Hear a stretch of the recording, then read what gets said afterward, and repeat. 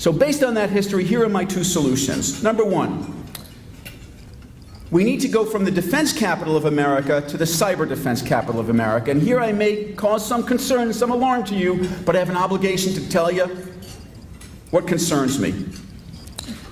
We're not going to be attacked by Germany. We're not going to be attacked by Japan. We're not going to be attacked by the Soviet Union. There is no Soviet Union anymore.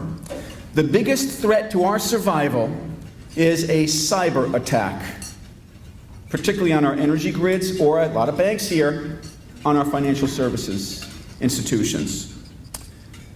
The biggest threat to our survival is a cyber attack coming from Iran, or North Korea, or Russia, or Al-Qaeda, or a criminal syndicate somewhere around the world. Now you think about this, just about a year ago, we had Hurricane Sandy, and we learned from a hurricane what can happen to our energy systems when our grid went down, and we were out without power for 3 days, 4 days, 2 weeks, 3 weeks, a month.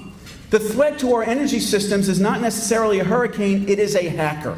This is a real and significant threat. In May 2012, the Department of Homeland Security finally told you, I'd known about this before, but finally declassified the fact that in the prior 6 months, there was a coordinated cyber attack on the control systems of our gas pipelines. Now, had they worked, gas pipelines would have come down, and we would be plunged into the dark. The good news is we stopped that attack. The bad news is, for those of you who know anything about cyber attacks, every time you stop an attack, you are advertising to your attackers what you know.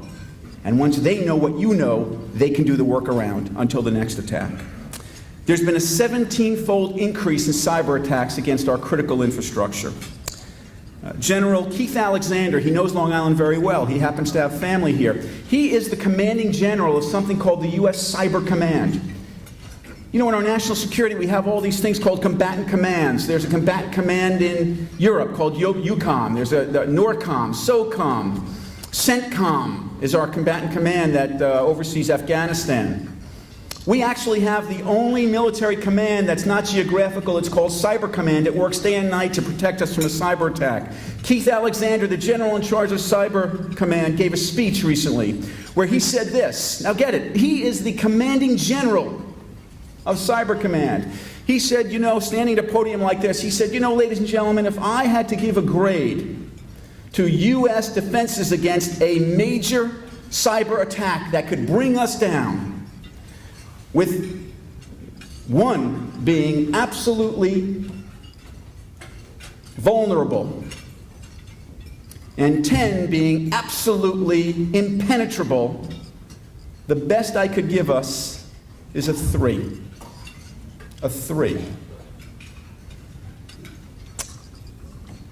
So how is it that we could build the weapons that allowed us, right here on Long Island, to cross oceans, storm beaches, leap hills, free France, liberate concentration camps, rescue Europe, go to the Pacific, free the Pacific, come back here, land man on the moon? How can we do all those things and have a total grade of 3 on our preparedness for a cyber attack? So here's what I want to do.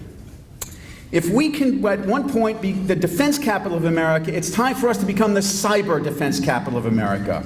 And I've organized a new consortium of the Morelli Center and CA Technologies and Brookhaven National Lab and SUNY Stony Brook and NYIT and software developers and code writers to make Long Island cyber defense capital of America.